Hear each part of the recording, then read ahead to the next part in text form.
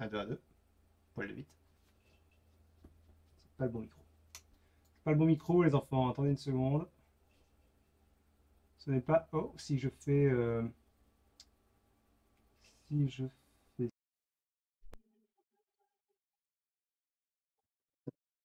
Hmm.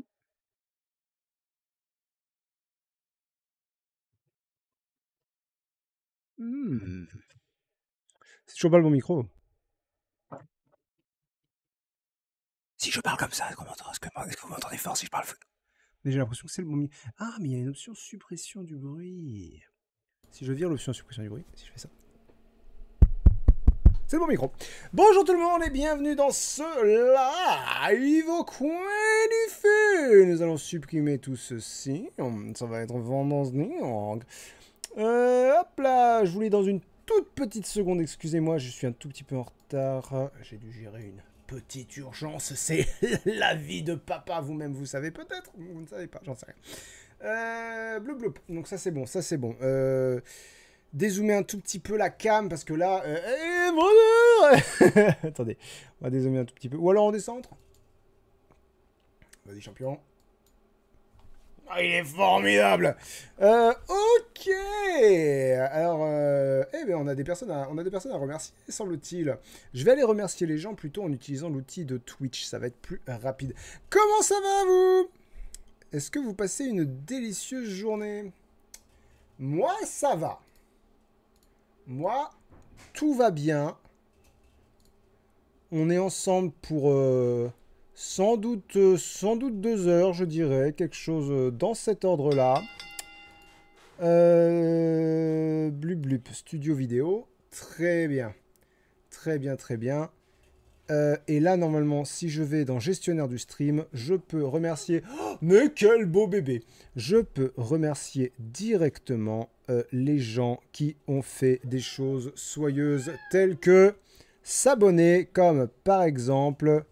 Lississa qui a renouvelé son abonnement, merci beaucoup à toi. Rimbaud qui a pris un abonnement à un très joli pseudo, bienvenue à toi. Manon1212, donc, qui bégaye, donc, qui a pris également un... Non, qui a offert un abonnement, à quelqu'un, merci beaucoup à toi. Et Lisa G53 qui a renouvelé son abonnement pour un nouveau mois et qui cumule 17 mois d'abonnement. C'est beaucoup de mois d'abonnement. Merci beaucoup à toi. Ici, Andy Dolin, d'accord, comment ça va? Toujours indétrôné, sauf erreur de ma part, hein. Toujours le meilleur livre de viewers que j'ai lu. Oh, est-ce que c'est toujours le meilleur? Toujours dans le top 3, c'est une certitude. Peut-être toujours le meilleur. Il y a comment... le 7e continent qui tape un peu, qui bouscule un peu derrière. J'en ai lu un dont on va parler à la fin du mois. Qui va se faire une place dans le top 5 des livres de viewers que j'ai lu depuis le début du coin lecture. Je vais regarder vite fait. Il y a des gens qui utilisent le chat pour la première fois. Il y en a quelques-uns. Nous avons notamment Azufel. Merci beaucoup à toi. Rimbaud, donc comme je disais. Donc Andy Dolin toujours. Et Geek Original qui dit salut. Salut à toi. Merci beaucoup à vous. Merci beaucoup d'être aussi nombreux toujours à regarder ce fauteuil est mal mis. Voilà. Nickel. Merci beaucoup à vous d'être toujours là pour les lives au coin du feu.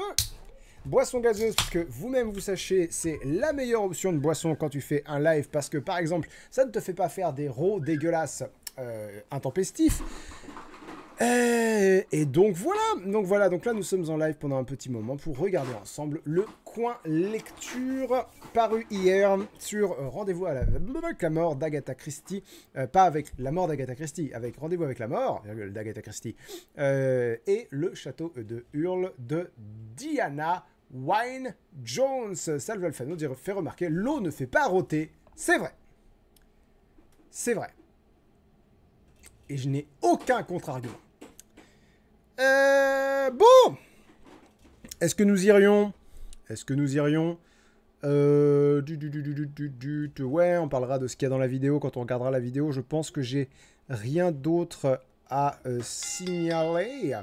Merci Madness pour ton 12e mois d'abonnement. Ça y est, une année, elle est là. Et effectivement, Madness, si tu cliques sur ton badge, tu peux voir un zoom de ta nouvelle... Merci pour ces 100 bits. Qu'est-ce que je vais faire de tous ces bits? Je vais probablement les mettre quelque part. Donc ouais, si tu cliques sur ton badge, tu peux le voir en un tout petit peu plus gros et ainsi constater qu'il s'agit bien de la $1 Million Championship de Ted DiBiase. Voilà. Bon, en cette période troublée, on a beaucoup de choses à dire, donc je ferai bien d'y aller. Donc c'est parti, on va passer sur l'onglet vidéo. Non, avant, j'avais envie de deux choses. J'avais envie de deux choses.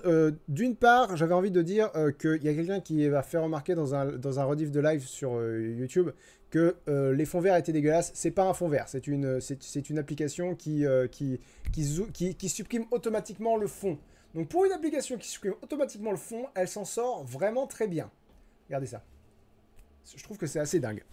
Et oui, et du coup, il y a plusieurs personnes qui ont pesté, et je comprends, concernant le fait que le fond derrière moi, c'est manifestement une image faite en intelligence artificielle. Alors oui, hein, évidemment. Pour ceux qui reconnaissent un peu l'intelligence artificielle juste en la regardant, il n'y a aucun... je vais pas essayer de dire le contraire, hein.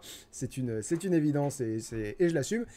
Et je l'assume parce que c'est une image faite par intelligence artificielle en utilisant l'intelligence artificielle d'Adobe, comment s'appelle, Firefly. Et l'intelligence artificielle d'Adobe ne fonctionne qu'avec des images libres de droit et avec des images de leur propre banque d'images. Donc, pour moi, étant donné... Oh, on a un train de Cap Adoré. Il paraît que c'est vachement rare. Abonnez-vous. Abonnez-vous, c'est le moment. C'est le moment de s'abonner à la chaîne Twitch, là. C'est super rare, les trains de Cap Adoré. Moi, je le vois là. C'est super rare. Ah, oh, c'est trop tard. Il l'a remarqué trop tard. Quelle tristesse. Bon, bah, tant pis.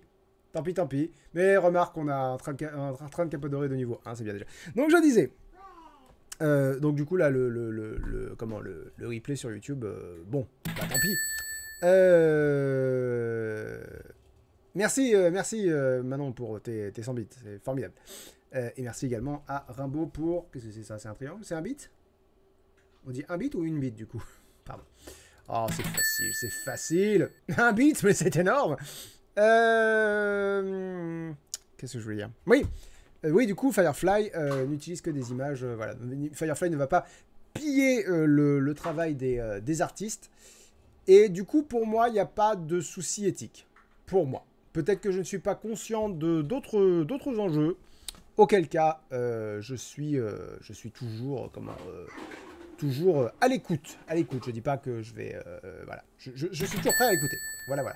Merci pour tous ces bits. Mais dis donc, Manon, elle a tellement de bits, elle en peut plus. Elle une grosse distribution de bits. Oh là là. Donc allons-y. Cette fois-ci, c'est bon. Olivia dit Links, toi qui es un littéraire, t'as des conseils pour l'épreuve de philo? Alors là, la réponse abrupte qui me vient, c'est non. Est-ce que j'ai une réponse un peu moins bête? Réviser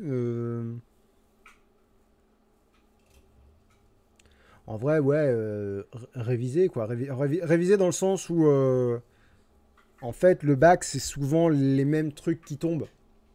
Donc, je sais pas dans quelle mesure c'est...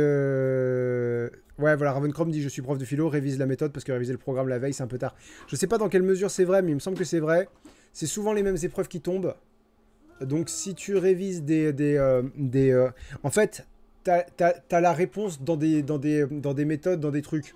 Donc, à mon avis... Mais là, peut-être que je me trompe. Donc, Ravencrom, tu pourras me corriger si je me trompe. Il me semble que les révisions sont plus... Enfin, les trucs, les anabacs, les trucs comme ça, c'est plus ou moins des anti-sèches. C'est-à-dire, il y aura la réponse pour avoir 18 au bac dans un bouquin. Donc, révise ça. Merci, Monodia, pour ton abonnement. Et je pense que tu seras nickel. Je pense. À voir. Mais peut-être que j'ai dit une connerie.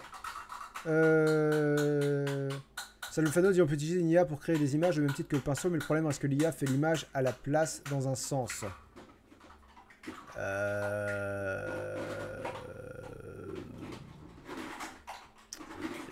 là, je vois pas le problème. Pour moi, parce que je suis pas un artiste, donc... Mais bon, on parlera pas de ça. Donc ouais, Monodia, bienvenue sur le chat. Bienvenue sur le chat, je vois c'est ton premier message, donc bienvenue. Installe-toi, nous sommes ensemble pour quelques dizaines de minutes, probablement au moins 2 heures.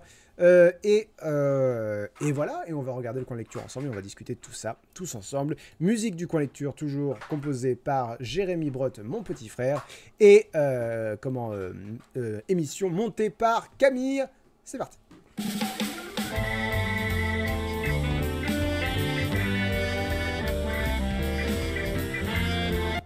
Salvefano dit bébé fait du bruit en fond. Alors déjà, c'est plus tant que ça un bébé. et oui, elle fait du bruit. Je suis dans la pièce à vie en fait. J'ai pas de bureau à la maison. Donc oui, elle est à côté, elle fait du bruit. Je peux pas lui dire dis donc maintenant ta gueule parce que d'une part elle va le répéter et d'autre part parce que ça se fait pas.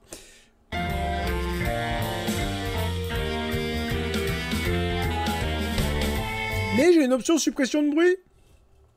Est-ce que j'activerai pas ma super option suppression de bruit là? Qu'est-ce qu'elle vaut mon option suppression de bruit là? On va voir ce que ça vaut. Hop. Plou plou plou plou plou plou plou. Voilà, alors j'ai activé l'option suppression de bruit. Vous me dites si c'est trop, vous me dites si c'est bien, vous me dites si c'est pas bien. Oh Andy qui dit Monsieur Sunling, sache que j'ai fini mon 2e roman et qu'il part bientôt chez l'éditeur. Tiens-moi au courant. Albanan, il faut que j'aille acheter du jus de citron en tant que parent. Tu penses que je peux laisser mon riz à cuire? Non. Ravenchrome. Ensuite, de mon côté, je me suis amusé pour le bac philo à reprendre le travail des collègues d'Aix-Marseille qui ont créé une base de données de tous les sujets tombés au bac de philo depuis 96. J'ai fait des stats. C'est ce que j'aurais fait.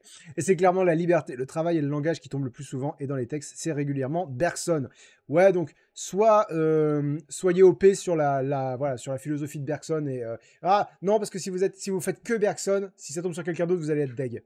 Donc, non, voilà, travaillez la liberté, le travail et le langage. Trouvez des arguments... franchement, quelqu'un qui dit quelque chose, quelqu'un qui dit l'inverse, et quelqu'un qui dit ouais, mais en fait, non, c'est ni l'un ni l'autre, et puis boum, voilà.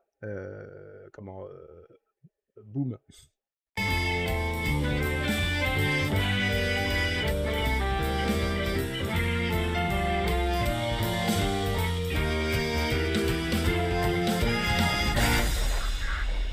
Bonjour tout le monde, je suis Alexis Brott et bienvenue dans ce premier coin lecture de juin.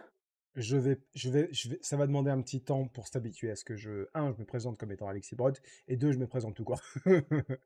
Et j'ai beaucoup de choses à vous dire en ce début de vidéo.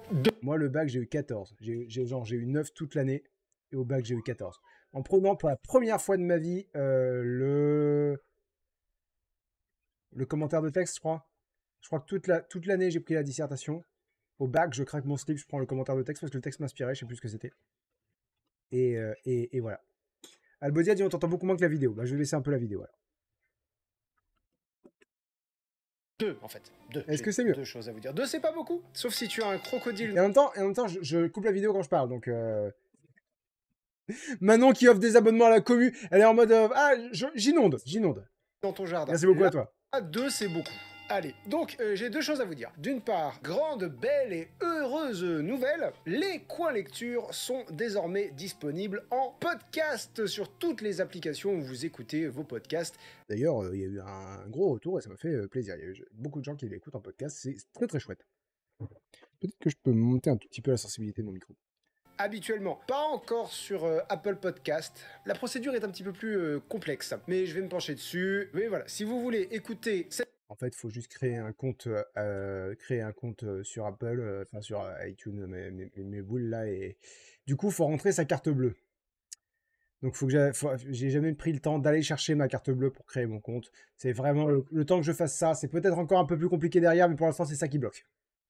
Cette émission sans passer par YouTube, c'est désormais possible. Pour les habitués, vous aurez remarqué que je me présente en début d'épisode, donc ça fait super bizarre sur YouTube, ça fait d'autant plus super bizarre quand tu suis le coin lecture depuis le début, donc depuis 5 ans maintenant. Mais voilà, vous n'êtes plus tout seul à apprécier ce magnifique contenu que je vous propose. Et puis vous avez aussi remarqué bien sûr que je fais un effort concernant ma diction. J'essaye d'être moins rapide, j'essaye d'être J'arrête très vite. J'arrête très vite. Très vite, tu te rends compte que je reparle à une vitesse normale. Plus intelligible. J'essaye de ne pas faire allusion au fait que la poupou vient de sauter sur mes genoux parce que, évidemment, les gens en podcast en ont rien à foutre. Donc voilà, j'essaye d'avoir une meilleure diction sans être douloureusement lent. Mais en fait, c'est comme quand j'ai... Salut Nico Valmont, bienvenue sur le chat. En fait, la vraie difficulté, c'est de garder en tête que maintenant, tu t'adresses à 2 voire 3 publics différents. J'ai utilisé le prompteur pour la première fois, voilà, ça va demander quelques semaines. Merci Rameau pour toutes ces bits. Tous ces bits. Oh là là là là. À force de faire la blague, il se prend son propre jeu. Justement, et on va y arriver, il va falloir être un peu patient, patiente, merci à vous. Et deuxième truc dont je voulais vous parler également, j'aimerais que cette émission se développe. Ça, vous le savez, j'en ai déjà parlé, j'adore cette émission, j'adore voir vos retours, ça crée beaucoup de bons souvenirs pour vous comme pour moi, et si vous regardez les premiers épisodes, vous pouvez constater que ça s'est déjà beaucoup développé, et j'aimerais qu'on aille encore un peu plus loin. Un élément un peu déclencheur de cette prise de... J'ai notre Johnny Jet qui dit est-ce que je suis tenté par le Lego Sauron Barad-dûr. J'ai même pas continué Poudlard depuis que je fais plus les lives. Je vais pas acheter de nouveaux Lego, j'en ai 3 qui attendent, donc il est très beau. Le Donjon et Dragon aussi. Je vais pas me procurer de nouveaux Lego tant que j'ai pas fini ceux que j'ai. De conscience, c'est que il y a 3 semaines, au moment où j'enregistre cette vidéo, un monteur m'a envoyé un premier jet d'une version montée des replays des lives au coin du feu. Alors, du coup, je m'adresse à un nouveau public en partie, donc potentiellement un nouveau public en partie. Donc les lives au coin du feu, qu'est-ce que c'est pour celles et ceux qui l'ignorent? C'est l'émission que j'anime le lundi sur Twitch, le lendemain de la sortie des coins lecture, et qui revient sur tout ce que je refuse d'évoquer dans les coins lecture, ou tout ce dont j'ai oublié de parler, ou bien simplement je reviens sur vos retours et on parle de livres ensemble, et c'est intéressant. Enfin, c'est interactif, quoi. Et donc, depuis 3 semaines, je publie les replays de ces lives sur ma chaîne YouTube Links Off, mais il n'y a pas de montage dessus, parce que simplement, j'ai pas le temps de les monter. J'ai même pas le temps de monter les coins lecture, vous le savez, c'est ma femme Camille, dont je parle beaucoup, qui s'en charge. Et le montage du replay que ce monteur m'a envoyé était très bien. Il était très bien, la vidéo du... Ouais, il était vraiment chouette, c'est pour ça, je suis deg, quoi, parce que c'est... J'aurais rêvé lui dire Go, aucun problème, merci, combien ça coûte? Et la vérité, c'est que je sais plus combien me rapportent les coins lecture par mois. Je crois que c'est 200 € net. Donc, même si je sous-paye le monteur à 200 balles par mois, eh ben c'est déjà, je travaille déjà à perte. C'est pas possible. durait du coup 1h30 au lieu de 2h30, vachement plus digeste. Enfin, il n'y a que des avantages, mais je ne peux pas payer un monteur pour un travail hebdomadaire, absolument pas. Et j'aimerais bien, et je me retrouve du coup dans ce cercle vicieux, je veux que l'émission grandisse, mais je ne peux pas y mettre plus de temps ni d'argent. Et c'est là que j'ai pensé à vous. Cette émission va avoir son propre sub-goal. Ça Alors, moi, je finis, je finis, on en parlera. peut être un sub-goal sur YouTube, ça peut aussi être un sub-goal sur Twitch, étant donné qu'il y a les lives au coin du feu. Ça peut aussi être un sub-goal sur Goodreads, parce que mine de rien, je commence à avoir pas mal de gens qui suivent mes avis sur Goodreads. J'ai vu des gens qui disaient dans les derniers commentaires je te trouve pas sur Goodreads. Alexis Brot. Si vous cherchez Link the Sun, vous n'allez pas me trouver. Il faut chercher Alexis Brot. Je dis sub-goal, ça peut être aussi un objectif de commentaire, un objectif de like, un objectif de vue, bref, un objectif, un temps donné, et si l'objectif est atteint, évidemment, je relève un défi, genre un gage, un truc qui vous ferait marrer, de me voir faire. Alors concernant le défi en question, j'ai déjà une idée, mais étape 1 de ce plan de réarmement YouTubeatique, je veux voir vos idées. Dites-moi dans les commentaires le challenge que vous aimeriez me voir faire, en vidéo, voire en live, pourquoi pas. Alors, restez bon esprit, hein, évidemment. Eh, brûle ta bibliothèque! Non. Et je verrai le challenge qui me paraît le plus divertissant. Alors, du coup, j'ai eu pas mal de suggestions. Je pense pas les avoir toutes lues, mais j'en ai eu quelques-unes. Alors moi, j'avais une idée. Je pense que mon idée, ça va être pour un sub-goal un peu plus velu. Parce que du coup, l'idée va grandir, l'idée va se développer. Et comment du coup, on va partir sur un sub-goal un peu plus modeste au début. J'ai pris une de vos idées. Je vous dis pas laquelle parce que ce sera. Je vous dis pas laquelle parce que mettons que par exemple le sub-goal ce soit allez-y, allez-y, on atteint 200 000 abonnés sur Linksoft. Je veux pas qu'il y ait un head start, c'est terrible, je parle anglais. Je veux pas que ça commence avant que je le lance. Parce que sinon, mettons que je vous dise ça maintenant que je vous dise, allez, l'objectif c'est d'atteindre 200 000 abonnés. Si quand je vais faire l'annonce de ce défi le mois prochain, début du mois prochain, on est déjà à 195 000, il n'y a aucun intérêt, quoi, si vous voulez. Il n'y a aucun intérêt. Donc, je garde mon idée en tête. Elle est bien. Je pense que le défi est bien aussi. Ça va être un défi à palier. Ça va être genre, si on atteint tel truc, je ferai ça. Mais si on atteint tel truc, je ferai ça. Et si on atteint tel truc, alors là, je ferai ça. Et dans le même esprit, toujours à chaque fois les trois. Et ouais, ça va être chouette. Ça va être chouette. C'est une bonne idée. Et je pense que c'est vraiment une bonne idée pour que l'émission se développe. Je pense que c'est vraiment. Il y a Manon qui dit lire la saga Fifty Shades en entier. Ça, tu vois, c'est typiquement le truc. Je vais le mettre là. C'est genre, vous voulez que je lise Fifty Shades en entier? Je veux 300 000 abonnés sur Linksoft. Tu vois, ça va être quelque chose dans ce genre-là. Ça va être Donc, on va pas commencer par ça.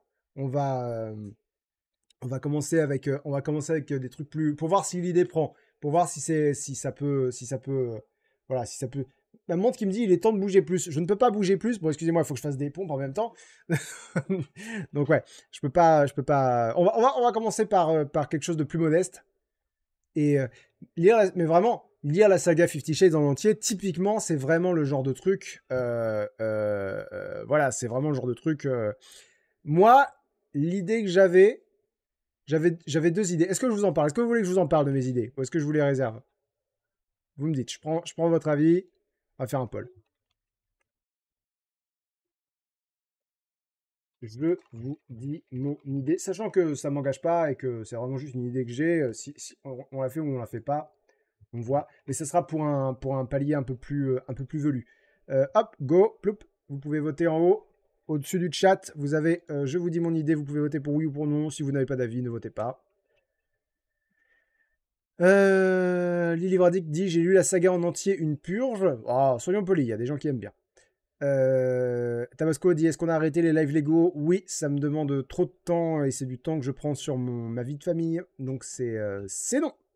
Yorenry dit qu'est-ce que c'est 50 Shades? C'est une saga de c'est 50 nuances plus 50 nuances degrés si jamais tu le connais sous ce titre-là, et si tu connais pas sous ce titre-là, c'est une saga érotico SM, on va dire, qui se revendique comme de la SM, du SM, pardon, SM sadomaso, très, non seulement problématique, mais en plus très critiqué. Voilà, on va dire ça comme ça. J'ai fait une vidéo dessus, j'ai fait 5 vidéos dessus. J'ai fait un coin lecture où je parle du livre.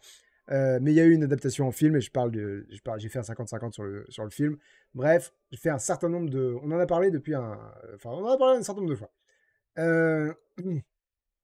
Donc, alors, vous voulez que je vous dise mes idées, donc je vais vous dire mes idées.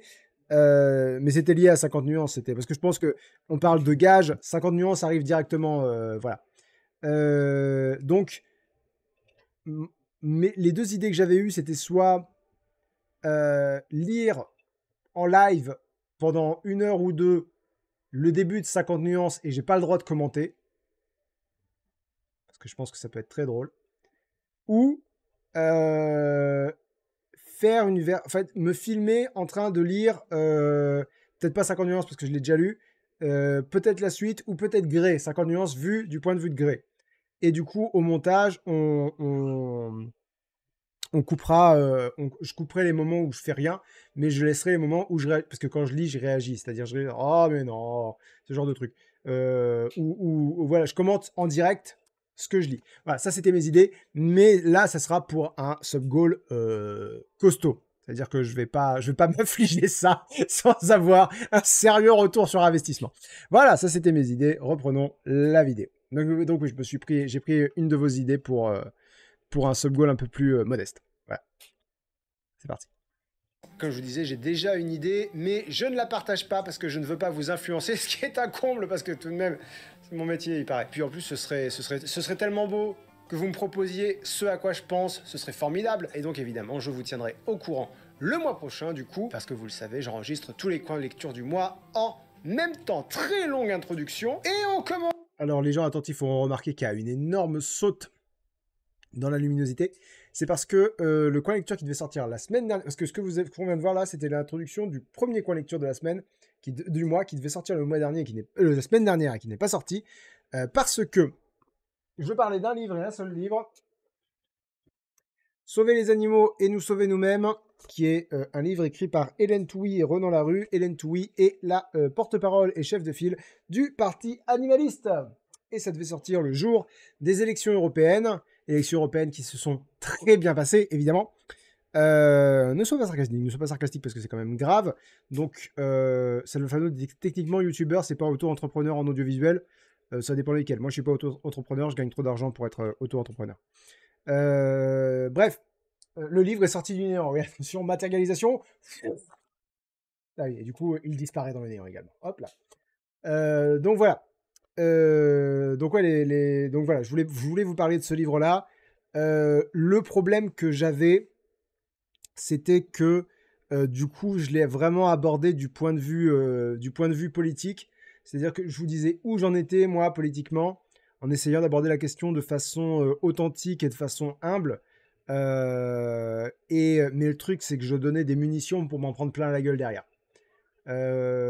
Et moi, j'étais vraiment en mode naïf, en mode ouais, mais de toute façon, je dis que j'y connais rien, donc il n'y a aucun intérêt à m'en mettre plein la gueule. Et Camille m'a fait remarquer, et j'étais d'accord avec elle, c'est pas parce que tu dis que tu connais rien que. Enfin, la politique, ça rend les gens bêtes et violents, quoi. Bien sûr, évidemment, il n'y a pas de. Et dire que tu connais rien, c'est plus de munitions qu'on va te mettre dans la gueule. Donc. Tabasco Angel dit vu le contexte, c'est délicat de parler politique. Bon, je pense que là, dans ce live, si je dis quelque chose genre allez voter aux prochaines législatives, faut faire barrage contre le Rassemblement national, ça m'étonnerait que ce soit très controversé dans le chat. Ça m'étonnerait. Je vous dis pas pour qui voter pour faire barrage contre le Rassemblement national. J'ai ma petite idée et je pense qu'on est nombreux à avoir la même. Mais on va en rester là. Le seul truc, éviter l'extrême droite. Voilà. Moi, c'est le seul. Mais les gens font ce qu'ils veulent, bien sûr. Je vous dis juste qu'est-ce que je pense qu'il serait bon de faire. Mais c'est mon opinion. Et voilà. Donc ouais, voilà. Et donc sans dire que j'ai changé d'avis, je me suis rappelé que c'était une mauvaise idée.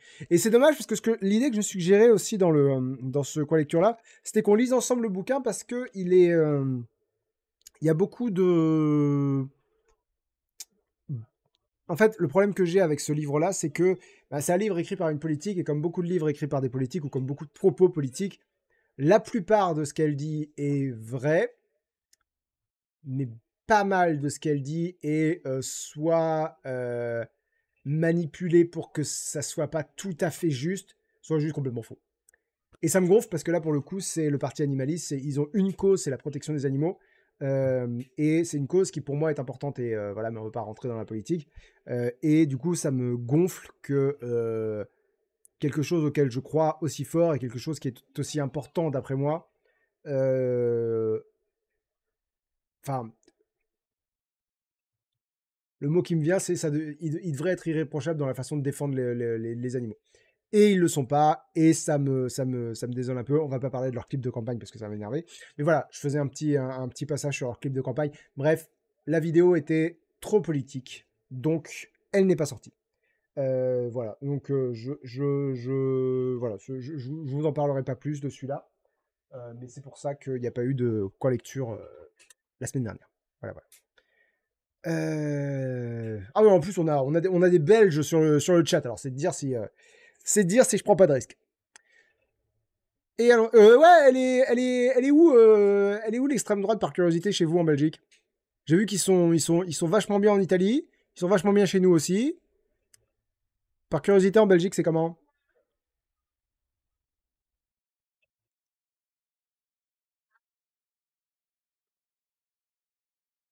Raven Chrome dit c'est plutôt un manifeste politique ce bouquin. Ensuite, si la cause animale vous intéresse, L214 a fait quelques livres solides et en termes philosophiques, Hannibal Libération de Peter Singer. Faudrait que je m'intéresse au livre édité par L214. C'est pas un manifeste politique à proprement parler. C'est pas exactement. En Pologne aussi, l'extrême droite est bien. Ouais, j'avoue que je me suis un peu cantonné à la France et et à l'Italie, puisqu'elle fait beaucoup parler d'elle. Giulia Melani, c'est ça? Bref, on va pas rester 40 ans sur la... Arven Krom dit en Belgique, je crois qu'ils ont une extrême droite un peu comme chez nous. C'est un ramassis de collabos néo-nazis. D'accord. La question, c'était surtout, est-ce que l'extrême droite s'en sort aussi bien chez eux que chez nous? Je pense partout en Europe. Ce qui est super rassurant. Ok. Ne sois pas sarcastique, c'est grave. Monodia a dit let's go, j'adore quand la situation politique me fait peur d'exister, me fait avoir peur d'exister. Ouais, ça c'est à chaque fois que je me dis, enfin bon, dernier propos sur la politique et puis après on passe à autre chose. À chaque fois que je me dis, est-ce que j'ai vraiment envie de voter Macron contre Le Pen ou est-ce que j'ai vraiment envie de voter La République en marche ou Renaissance contre le Rassemblement national, à chaque fois je me rappelle, ouais, t'es un homme blanc français sur 4 générations, 2 générations, 3 générations. Euh, ouais, 6, merci, merci Monodia. Enfin voilà, oui, toi, tu vas être relativement à l'abri. Mais il y a des gens qui vont morfler, quoi. Et en France, t'es pas tout seul. Bref, tu votes pas que pour toi. Voilà. À chaque fois, c'est ce dont je finis par me rappeler. Voilà, bon. On referme la parenthèse politique et on reprend la parenthèse des livres. Parce que quand même, on est plus ou moins là pour ça. On commence avec Rendez-vous avec la mort d'Agatha Christie. Est-ce que vous êtes prêts pour la mort totale du suspense? C'est un B+, c'est un Agatha Christie et encore un banger, comme on dit quand on veut pas faire son âge. Alors, je suis pas spécialement à la recherche d'un mauvais Agatha Christie, mais sur 13 romans d'Agatha Christie, pas un seul mauvais roman pour le moment. Des moyens jamais mauvais. Pour mes frères et sœurs amateurs et amatrices de stats sur YouTube, c'est de loin l'autrice dont j'ai lu le plus d'œuvres. J'en suis à 13, Stephen King est derrière avec 10, mais oui, lui, Stephen King, il a écrit Rage et Running Man. Donc j'ai envie de vous dire, on peut... J'ai encore 4... Attendez. Alors... Je suis là, je suis juste à côté. Vous ne voyez pas, mais je suis juste à côté. Alors, j'ai encore, non, ça c'est Margaret Atwood, j'ai encore 1, 2, 3, 4, 5. J'ai encore 5 Agatha Christie sur ma pile à lire. Donc on est bien, on est encore, voilà.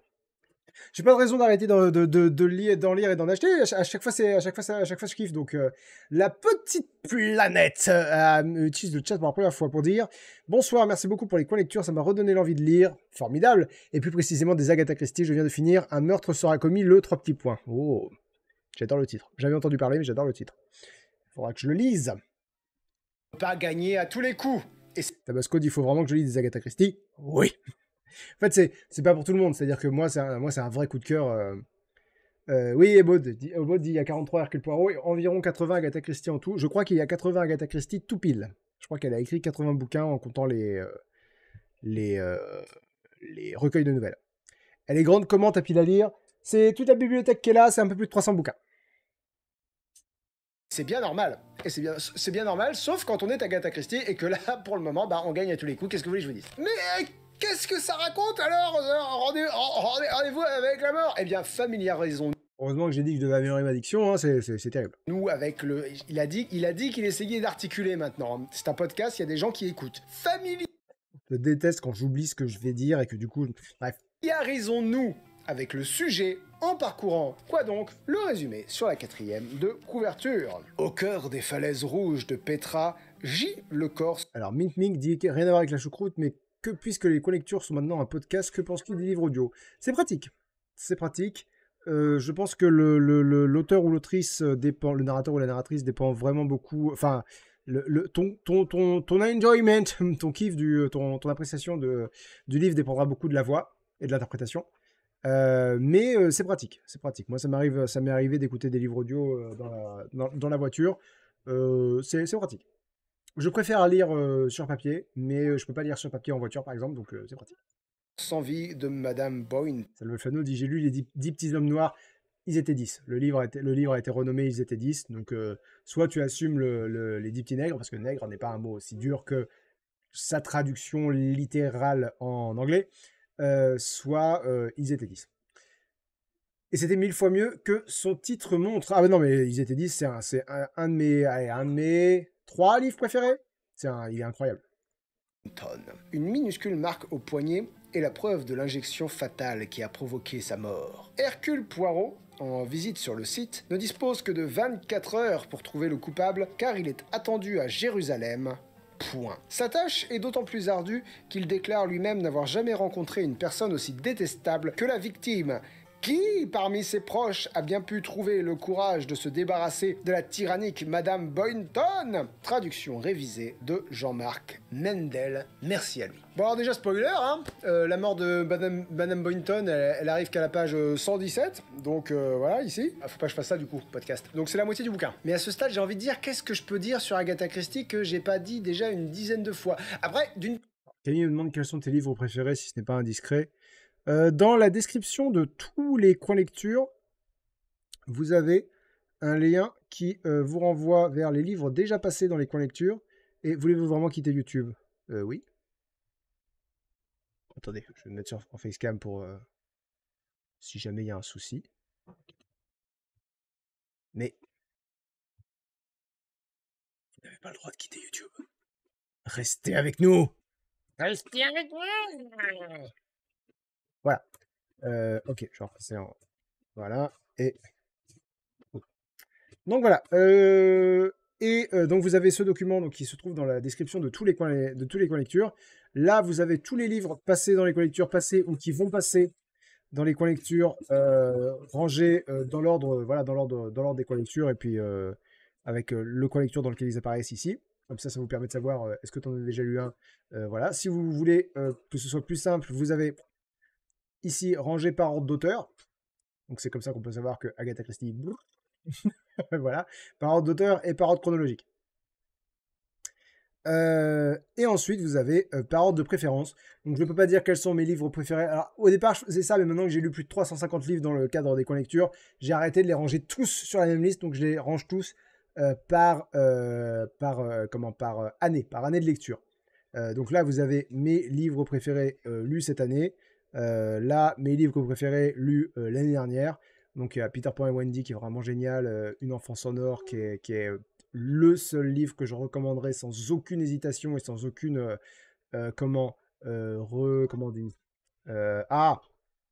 retenue, sans aucune allez-y quoi, allez-y, qui que vous soyez, quel que soit votre modèle éducatif, lisez Une enfance en or, votre modèle familial, enfin il y a aucune raison de voilà. On a besoin d'une petite animation Twitch, j'aime les stats. En vrai, il faut que je me fasse une soundboard. Poirot quitte la scène. 2001, l'Odyssée de l'espace, c'est un banger aussi. Les aventures d'Oliver Twist, il est très très très bien. On va s'arrêter là parce qu'il y a Alice au Pays des Merveilles, Le Chant d'Achille et La Vie devant soi sont également excellents. Tu vois, si je devais parler de mes préférés, est-ce que tu vois, Le Petit Prince fait pas partie? Je lui ai mis un S parce que j'ai strictement rien à lui reprocher. Il est exceptionnel ce livre. Mais bref, ils étaient 10, donc absolument incroyable. Un de mes livres préférés. Le Fantôme de l'Opéra est excellent. Les Hauts de Hurlevent, peut-être mon classique préféré. Là, j'ai mis Les Fantômes de l'Opéra devant. Donc, faudrait que. Je me rappelle plus pourquoi j'ai mis Le Fantôme de l'Opéra devant. J'avais l'impression d'avoir plus aimé Les Hauts de Hurlevent. Le Seigneur des Anneaux, La Fraternité de l'Anneau, mais toute la trilogie est même est incroyable. L'Attrape-Cœur, ça a été un énorme coup de cœur. La Horde du Contrevent, moins. J'aurais mis Frankenstein devant La Horde du Contrevent. Tu vois, il y a certains souvenirs qui vieillissent mieux que d'autres. Le Dernier Homme, c'est un souvenir particulier parce que c'est mon premier gros coup de cœur depuis que j'ai vraiment commencé la lecture. Bref, voilà. Donc on va revenir, pardon, excusez-moi, on va repasser sur ma tête d'une seconde, on va revenir à la vidéo. Donc quels sont mes livres préférés? Voilà, tu as eu un petit échantillon. D'une part, il y a le podcast, et d'autre part, si j'en crois mes stats YouTube, il y a 4% d'entre vous qui découvrent cette chaîne avec cette vidéo. Donc là, pour le coup, je m'adresse à vous. Bonjour, vous êtes quelques centaines, bienvenue, abonnez-vous, likez la vidéo. On est à 160 000 abonnés, je vous préviens, À 200 000 abonnés, j'ai pas encore décidé ce que j'allais faire. Voilà, et puis ce sera peut-être pas à 200 000, on verra. Il va se passer un truc. Il y a quelque chose qui est en train de se passer. Il y a du remix. Ouais, un Tabasco, moi aussi, j'ai l'impression que j'ai commencé les conlectures il y a 2 ans, mais non, ça fait déjà 5 ans qu'on fait tout ça. Ménage sur cette chaîne. Bref, ah là là, tu parles aussi au podcast maintenant, réfléchis, arrête de parler, arrête d'improviser, arrête. Donc, pour les nouvelles et nouveaux, je fais cette émission depuis presque 5 ans maintenant. J'ai donc eu l'occasion de lire 12 autres Agatha Christie. J'ai découvert Agatha Christie avec cette émission, et celui-là, Rendez-vous avec la mort, a une formule très typique de l'autrice. La première partie place les suspects et la victime. C'est la raison pour laquelle la 4e spoil la victime, en fait, c'est parce que très vite, on sait très bien qui va se faire descendre. Pour paraphraser, évidemment, le maître François Pérusse, ce sera pas difficile de deviner qui va se faire buter dans ce putain de livre. Donc, est-ce qu'il y en a qui ont la ref? elle meurt à la fin de la première partie, cette fameuse victime. Madame Boynton, hein, c'est spoilé, c'est divulgaché sur la 4e. Et donc voilà, ça c'est la première partie. Deuxième partie, Poirot mène l'enquête, et à la fin de cette deuxième partie, il réunit les suspects pour dévoiler ses conclusions en mettant à fond l'accent sur la mise en scène. Ça c'est précisé, hein. Poirot sait très bien qu'il fait de la mise en scène. C'est sympa pour nous, quoi, j'ai envie de dire. C'est sympa pour nous lecteurs. Il va dire ça pourrait très bien être vous, mais c'est pas vous. Là, dans Rendez-vous avec la mort, c'est vraiment une masterclass à ce niveau-là. C'est vraiment... à chaque fois, je me dis, ah, c'est lui. Ah non, d'accord, c'est pas lui. Ah, parce que c'est lui. Ah non, d'accord, c'est pas lui. Et vraiment, jusqu'à l'avant-dernière page où là, Poirot s'arrête sur la bonne réponse. Et moi, j'étais un peu deg parce que j'avais ma théorie. Et en fait, ma théorie, elle tenait rien du tout. Je pensais qu'elle était bien. Puis en fait, quand j'ai eu la réponse, j'ai dit, ah oui, ouais, non, puis c'est vrai que ma théorie, elle est à chier, en fait. Elle était cohérente avec les indices. Mais en fait, non. On en parle plus dans une minute. Car ça pourrait également être eux. Mais c'est pas eux. Car eux collent parfaitement aussi. Sauf que non. Voilà, jusqu'à s'arrêter sur le vrai ou la vraie coupable. Et ce passage-là, la réunion, là, à la fin, c'est vraiment le chocolat au fond du cornetto, quoi. Voilà, c'est le fromage. Alors, inspiré par un épisode de Top Chef, l'épisode de avec Yannick Aleno, ou l'épreuve l'intitulé de l'épreuve, que j'ai adoré l'intitulé d'épreuve. Alors, Tabasco me demande si je vais spoiler. Je vais donner mon hypothèse qui était mauvaise. Donc, je vais spoiler une réponse qui n'est pas la bonne. Mais rien de plus. Comment? Oui, Yannick Aleno. L'épreuve, c'était le meilleur du meilleur. C'est-à-dire qu'il devait faire une recette qui évoque un élément qui est vraiment exceptionnel dans un plat. Et donc, il y en a qui ont fait le riz collé au fond de la casserole quand tu fais une paella. Il y en a qui ont fait le fond du bol de céréales où tu as tout le sucre des céréales qui est concentré. Et du coup, il y a... Voilà. Il y en a qui ont fait... Yannick Aleno, lui, son truc, c'est qu'il a fait juste de la sauce dans une assiette avec un morceau de pain. C'est quand tu sauces la sauce. Oh, t'as compris, ta gueule. Qu'est-ce qu'ils ont fait d'autre? Ouais, le fond de paella, j'ai dit. Ouais. Ouais. Le fond du bol de céréales. Ah oui, alors il y en a un qui a fait, mais pour moi c'est pas le meilleur du meilleur, j'ai pas compris ça. C'est tout ce qui a échappé de tes mains quand tu manges un kebab. C'est-à-dire les vieux restes grades au fond du papier de kebab.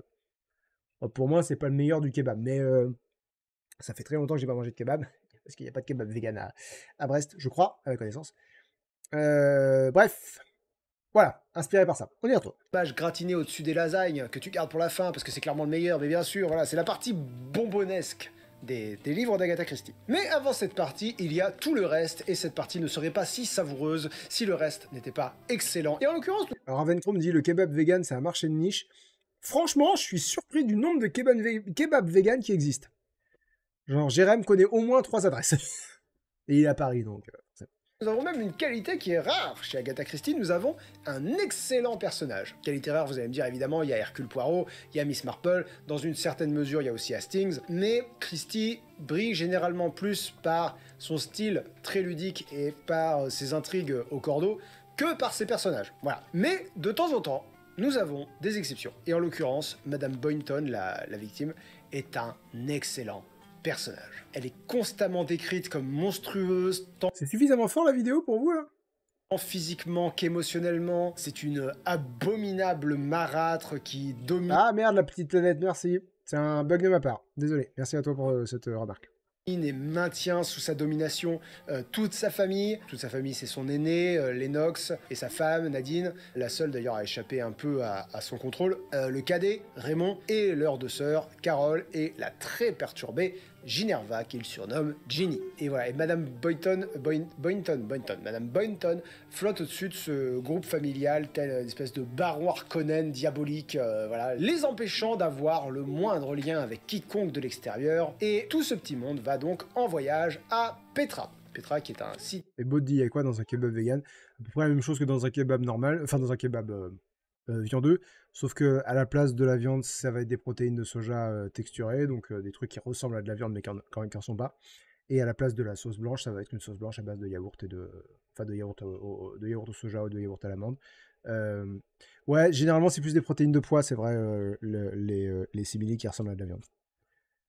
Archéologique sur lequel Christie s'est elle-même rendue d'ailleurs. Voilà, elle y accompagnait son deuxième mari qui était archéologue. Ah, je me suis un peu renseigné. Ah là j'ai mis les petits plats dans les. Je me suis un peu renseigné parce que les descriptions, si vous voulez, donnaient vraiment l'impression d'y être. C'est la deuxième grande qualité de ce livre. Christie arrive vraiment à faire vivre le site de Petra. Après, c'est sexiste et c'est raciste. Voilà, le docteur Gérard en particulier est gerbant, mais c'est un livre écrit par une Anglaise dans les années 30. Donc là, je replace très vite. Genre, ouais, mais tu peux pas. Non, non, non, je peux pas. C'est vrai, je peux pas. Je le fais remarquer en disant que c'est injuste de le faire remarquer. Je le fais quand même remarquer. Parce que je suis un lecteur moderne, je lis un livre, j'ai des réactions de lecteur moderne, mais il convient de replacer l'œuvre dans son contexte historique. Et qui se passe en Transjordanie à l'époque. Donc on est en plein empire britannique au niveau de la période. Ce serait injuste de la critiquer avec des critères contemporains, mais c'est... Isolt, est-ce que tu saurais me dire quel Christie? Parce que je suis à la recherche du mauvais Agatha Christie. Du Agatha Christie auquel je vais mettre moins que C. Raciste et sexiste, quoi, voilà. Parce que l'époque l'était, donc le livre l'est. Voilà. Et alors, parlant de problèmes liés à l'époque, ce livre repose beaucoup sur les enjeux psychologiques et même un peu psychiatrique de l'enquête. Alors attention, je dis psychiatrique, c'est pratiquement un anachronisme évidemment, la psychiatrie au sens où on l'entend, le mot Le terme existait, la pratique existait, mais la psychiatrie au sens où on l'entend. Votre Chrome dit donc finalement tu es à la recherche d'un mauvais Agatha Christie. Non, c'est juste que ça me rassurerait.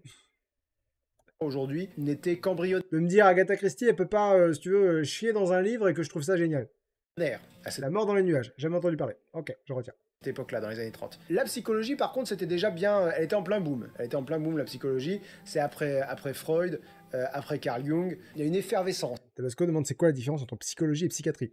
Ce sont pas du tout les mêmes comment dirais-je, les mêmes domaines d'études. Parce que, MC la sorcière, bienvenue à toi, je lis ton message dans une petite seconde.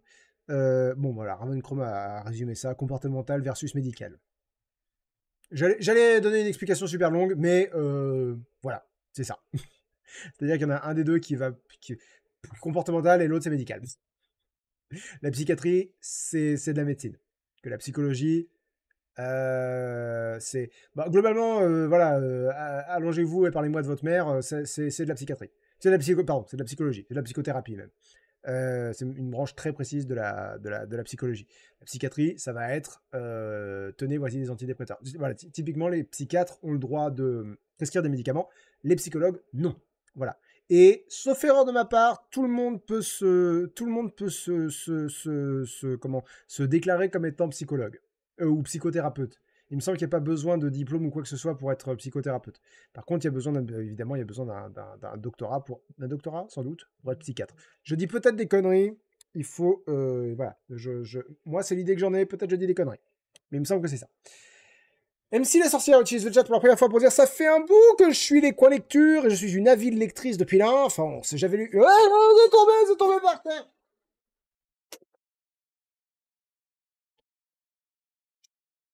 Depuis l'enfance. J'avais lu une grosse partie des œuvres d'Agatha Christie en français quand j'avais entre 8 et 10 ans. Bah oui, t'as pris de l'avance.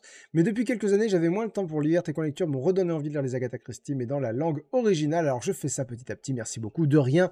Merci à toi pour ce retour Et oui, oui, Agatha Christie, c'est la vie. Voilà.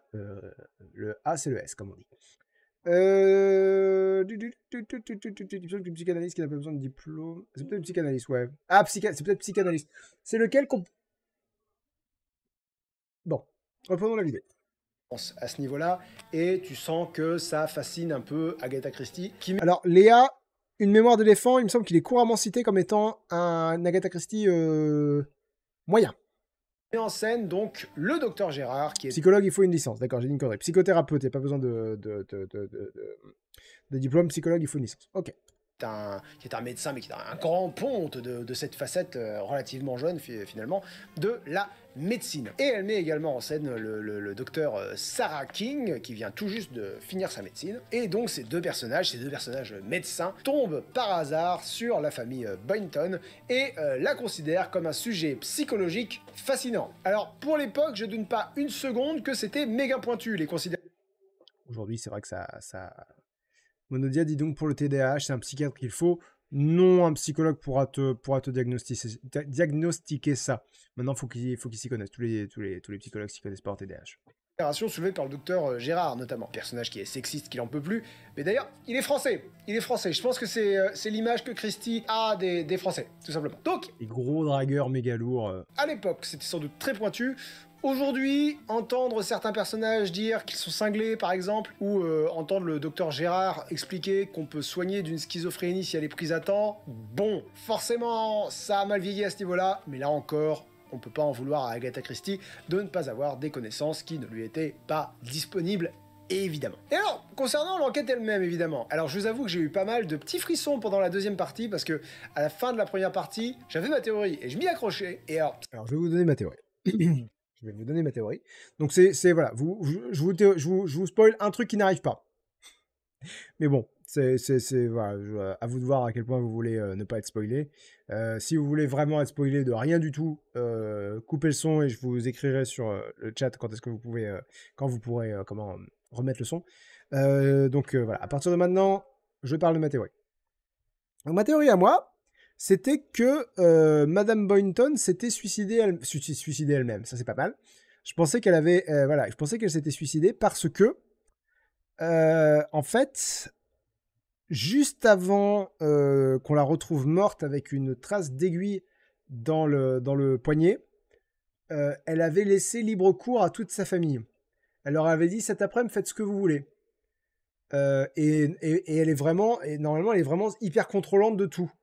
Et du coup, je me suis dit, ce qu'elle a voulu faire, c'est créer le chaos dans sa famille, que sa famille se détestait parce qu'en plus, elle était sur le point de mourir. Ça, c'était complètement acquis dans l'histoire. C'était que Madame Boynton était mourante. Voilà, il lui restait quelques mois à vivre, au mieux quelques années, mais elle était cardiaque, quoi.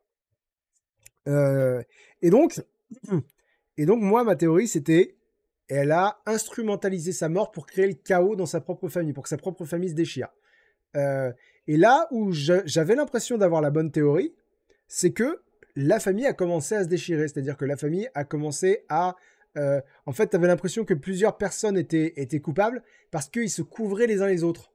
Tu vois, pour moi, ils étaient... Ouais, lui essaie de couvrir lui, mais c'est exactement ce qu'elle voulait. C'est exactement ce qu'elle voulait, la vieille carne, en fait, en se suicidant. Elle a monté tout le monde contre tout le monde en se disant ouais mais je vais le protéger et puis après je vais lui en vouloir de le protéger. Enfin voilà. Et moi c'était ma théorie. Et en plus il y a la Ginny qui est à moitié délirante et qui du coup va peut-être penser que c'est elle la tueuse. Enfin moi je partais dans un truc un peu comme ça. Avant de me rendre compte, pardon. En fait, elle n'est pas suicidaire du tout, Madame Boynton. C'est-à-dire que ça collait parfaitement si tu assemblais mécaniquement les trucs. À un détail près, il n'y a rien qui disait qu'elle avait envie de mourir. Mais bon, ça collait. Ça collait jusqu'à l'avant-dernière page où Christine nous dévoile le ou la véritable coupable. Et ça, ouais, ça collait mieux. ça collait mieux. Donc, voilà. Léa dit, spoil Paul, j'avais aussi une théorie. Elle a envoyé sa famille se balader car elle voulait exercer son contrôle sur une autre personne qu'elle faisait chanter en disant je n'oublie rien, mais je pensais que c'était le docteur, je n'étais pas trop loin. Je vais pas. Est-ce que je commente ton commentaire? Je vais. Ouais. Ouais. Bah, tu vois, c'est ça qui est fort avec Agatha Christie, c'est que tu as plusieurs théories, quoi. Tu as plusieurs théories qui peuvent être plus ou moins près, plus ou moins loin de la réalité. Et là où je dis plus tard, j'avais quand même quelques éléments de bons, c'est que effectivement, ils essayent de se couvrir les uns les autres. Et du coup, plusieurs personnes, genre l'arme du crime, elle est perdue, elle est retrouvée. En fait, c'est une seringue qui appartient à quelqu'un, mais qui a été retrouvée chez quelqu'un d'autre. Et on a vu quelqu'un d'autre encore s'en débarrasser dans une rivière. Et en fait, ils sont tous en train d'essayer de se protéger. Et du coup, ils ont tous l'air suspects. Et pour moi, c'était parce que personne n'est suspect, parce que c'est elle qui est. Mais j'avais tort. J'avais tort. On va parler encore un tout petit peu, histoire que je dise. Histoire que. Comment quand les gens vont revenir, je pourrais dire, enfin, ils se retrouvent pas en plein milieu d'un spoil par inadvertance. Clovin dit, est-ce que pour lire Agatha Christine, Agathe Christine. Donc Clovin écoute, Agathe Christine, je ne connais pas. Mais pour lire Agatha Christie, tu n'es pas obligé de lire dans l'ordre. Moi, par contre, ce que je te recommanderais, c'est de ne pas commencer par évidemment, le dernier problème, qui est la dernière enquête de Miss Marple, et Poirot quitte la scène, qui est la dernière enquête d'Hercule Poirot. Commence pas par la fin, quoi.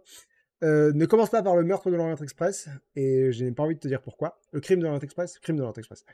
Ne commence pas par la nuit qui ne finit pas. Ne commence pas par parce ils sont particuliers, je te dis pas pourquoi.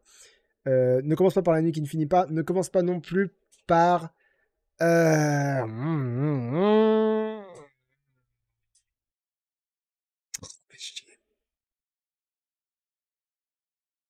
va m'en venir, ça va m'en venir, ça va m'en venir. Lesquels j'ai lu parce que là, j'ai la mystérieuse affaire de Styles dans la tête, mais... Et Baud dit sur Babelou, il y a un ordre pour les Poirot. Bah écoute. Albanan, il commence par... Ils étaient 10. Alors, tu peux. Je te déconseillerais parce que...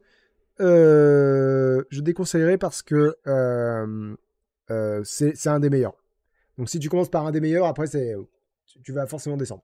Après, Agatha Christie, c'est souvent très bon. Le meurtre de Roger Ackroyd. Voilà. Commence pas par le meurtre de Roger Ackroyd. C'est celui-là que j'avais en tête. Les 5 cochons, les 5 petits cochons, par contre, tu peux complètement commencer par lui. Mort sur le Nil, tu peux complètement commencer par lui. Voilà. Lovin dit le meurtre de l'Orient Express, je ne voulais pas. Le crime de l'Orient Express, je ne voulais pas le lire parce que j'ai vu plusieurs versions en film, donc le suspense ne sera pas le même. Bah ouais, alors. Moi, je te suggérerais quand même de le lire, même si tu connais la fin. Parce que je l'ai abordé comme toi, c'est-à-dire que je connaissais la fin en commençant. Et quand même.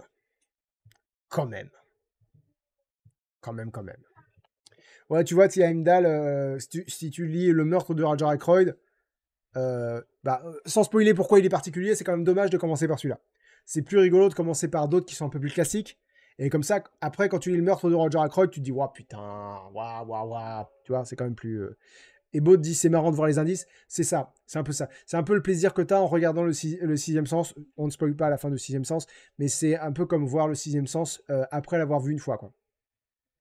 Ou un autre film avec un retournement de situation à la fin, où tu te rends compte d'un truc pour lequel il y avait des indices depuis le début. J'ai pas d'autres exemples en tête, mais on va peut-être pas multiplier les exemples. Enfin voilà, il y a le plaisir de voir les indices s'accumuler, parce que du coup tu sais où on va. Et en plus, la fin Shutter Island par exemple.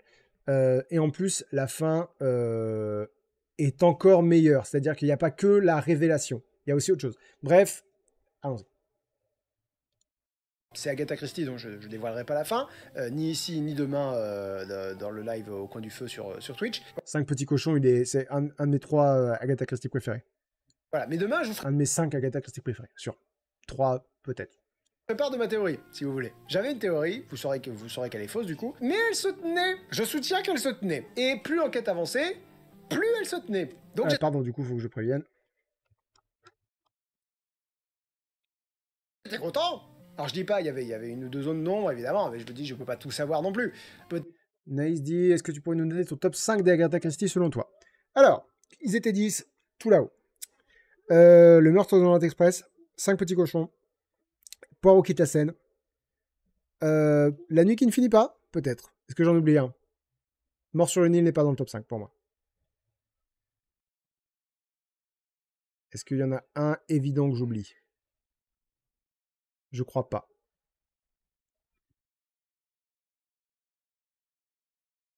Je ne crois pas. Mort sur le Nil, meurtre, crime de l'Orient Express. Ils étaient 10, crime de l'Orient Express, et 5 petits cochons, Poirot quitte la scène. Bah merde. La nuit qui te finit pas. Pour moi, c'est le top 5. Non, la maison biscornue, pour moi, c'est un des. En fait, un des pires, ça veut rien dire. C'est un des plus convenus parce que j'ai vu venir la fin. Et j'ai vu venir la fin en mode je vois pas d'autre solution. Donc, du coup, il était un peu. J'étais un peu mi-figue mi-raisin sur la maison biscornue. Il était bien, et pas. Enfin, il était bien. En fait, quand tu vois venir la fin, à ce point, c'est un peu moins. Il était pas mauvais du tout, mais je l'ai pas. Voilà, j'ai moins été conquis. Retournons-y. Peut-être 3 zones d'ombre. Il y avait des petits. Elle se tenait quand même. Il y avait beaucoup de choses qui collaient, d'accord? Beaucoup d'éléments Les 10 petits nègres, c'est. Ils étaient 10. Voilà, qui s'emboîtaient parfaitement. Voilà. Et pour cause, j'avais déduit une partie de la solution. Hein, voilà. Et peut-être que cette partie-là, d'ailleurs, j'en parlerai demain au coin du feu, on verra. On verra ce qu'on dira. Alors, faut que je joue avec plusieurs publics, du coup, parce qu'il y a des gens sur YouTube, mais maintenant, cette émission est aussi disponible en podcast, vous le savez. Alors, quand je dis demain, je parle d'un jour précis, et en plus, le replay de ce live sera disponible sur YouTube mardi matin. Je sais plus à qui je parle. Le matin. Je suis perdu. Tout ça pour dire, j'avais pas mal d'éléments corrects, mais pas le coupable. Le ou la coupable. Et je croyais... Voilà, Delphostroll dit, je savais pas qu'ils avaient changé le titre, c'est con. Non, c'est pour que c'est pour qu'il n'y ait pas de polémique. Bon, du coup, ça a créé une polémique. Moi, franchement, ça me pose pas de problème. Si je peux éviter de dire ce mot-là quand il n'y a pas besoin, je t'avoue que j'aime autant. croyais avoir la bonne... Tu préfères Agatha Christie à Conan Doyle? De loin, de très très très très loin. Au niveau du style, il n'y a absolument pas photo. Je préfère Sherlock Holmes à Hercule Poirot, mais je préfère Agatha Christie à Conan Doyle. À Doyle, pardon. Jusqu'à littéralement l'avant-dernière page. En fait, elle est très forte pour ça, Agatha Christie, parce que tous les suspects... Doyle, j'ai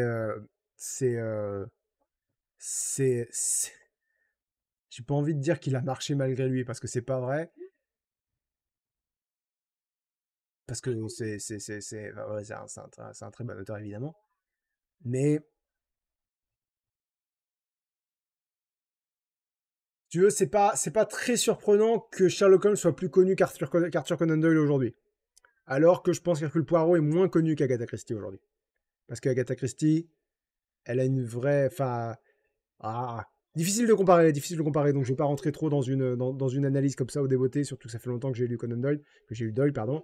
Voilà, pour moi, il n'y a pas photo. Et Beau dit de son vivant, Agatha Christie avait déjà changé le titre, tout à fait. Le livre ne pouvait pas sortir sous le nom original aux États-Unis.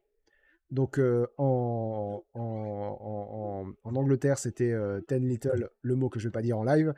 Et aux États-Unis, c'était And Then There Were None. Voilà. C'est plausible. C'est nécessaire en fait pour l'effet d'Hercule Poirot à la fin. La petite planète, si t'as du mal avec les noms, effectivement, prendre des notes, ça aide. Moi, je fais ça pour les romans dont je me dis ouh, ça va être compliqué. Donc, je prends des notes. Pour qu'on sache pas sur qui la sentence va s'arrêter. Il nous présente 4 voilà, l'IA dit ce que je viens de dire. Scénarios plausibles avant la bonne solution. Voilà. Et ça, c'est tout le... Voilà, Salomé dit le titre anglais ne reposait pas du tout sur le mot en question. Dans le livre, ils ont changé le mot nègre par le mot soldat. Et il n'y a aucun problème. C'est au lieu d'être une comptine avec 10 petits nègres, c'est une venue d'une comptine avec 10 petits soldats. Au lieu de se passer sur l'île du nègre, ça se passe sur l'île du soldat. Et il n'y a rien qui change. Donc le mot n'a aucune importance.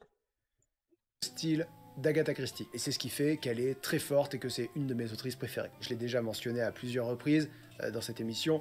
Tous ces livres que j'ai lus sont des jeux, presque des danses. Elle sait ce qu'elle écrit, elle sait comment l'écrire, elle sait qui on va suspecter. En fait, elle sème des graines à l'infini. On va exclure les suspects trop évidents. Et là, elle va lâcher une bombe genre...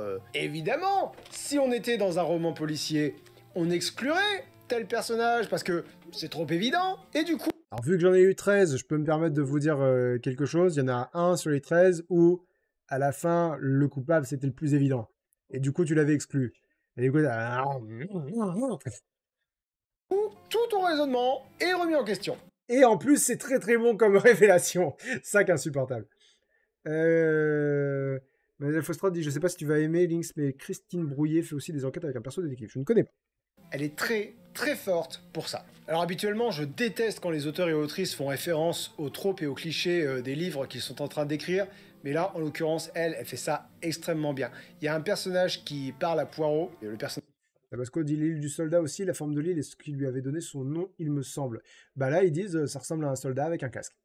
Voilà. Donc, oui.